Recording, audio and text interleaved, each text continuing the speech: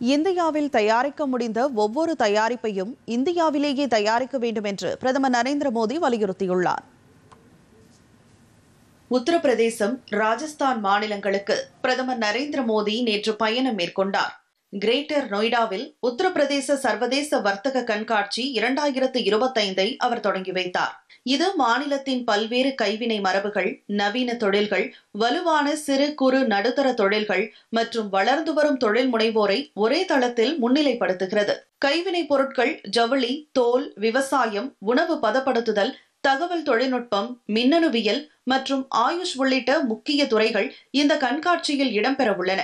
உத்தரப்பிரதேசத்தின் வளமான கலை, கலாச்சாரம் மற்றும் உணவு வகைகளும் ஒரே கூரையின் கீழ் இடம்பெறும். இந்த வர்த்தக கண்காட்சி இந்த மாதம் 29ஆம் தேதி வரை நடைபெறும். இந்தியாவில் தயாரிக்க முடிந்த ஒவ்வொரு தயாரிப்பையும் இந்தியாவிலேயே தயாரிக்க வேண்டும் என்று பிரதமர் மோடி கூறினார்.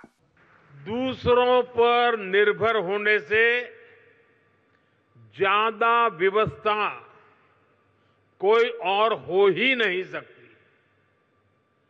बदलती हुई दुनिया में जो देश जितना ज्यादा दूसरों पर निर्भर रहेगा, उसकी ग्रोथ उतनी ही कॉम्प्रोमाइज रहने वाली है. और इसलिए भारत जैसे देश को किसी पर निर्भर रहना अब मंजूर नहीं है. इसलिए भारत को आत्मनिर्भर बनाना ही होगा. हर वो प्रोडक्ट जो हम भारत में बना सकते हैं, वो हमें भारत में ही बनाना है. பின்னர் பிரதமர் ராஜஸ்தானுக்கு சென்று 1,22,100 கோடி ரூபாய் மதிப்பிலான பல மேம்பாட்டு திட்டங்களுக்கு அடிக்கல் நாட்டி தொடங்கி வைத்தார்.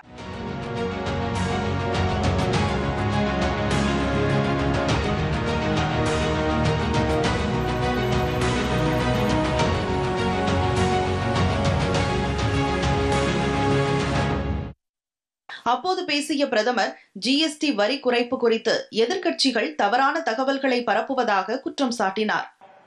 कांग्रेस ने आदिवासी समाज को हमेशा नजरअंदाज किया, उनकी जरूरतों को कभी समझा ही नहीं.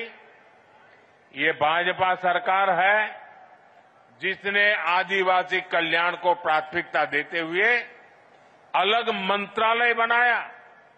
जब अटल जी की सरकार आई तब पहली बार आदिवासी मंत्रालय बना. उसके पहले इतने दशक चले गए, इतने बड़े महान नेता पैदा हो गए, लेकिन आदिवासियों के लिए एक अलग मंत्रालय नहीं बना. இதைத் தொடர்ந்து 3 புதிய ரயில் சேவையை பிரதமர் நரேந்திர மோடி கொடியசைத்து தொடங்கி வைத்தார்.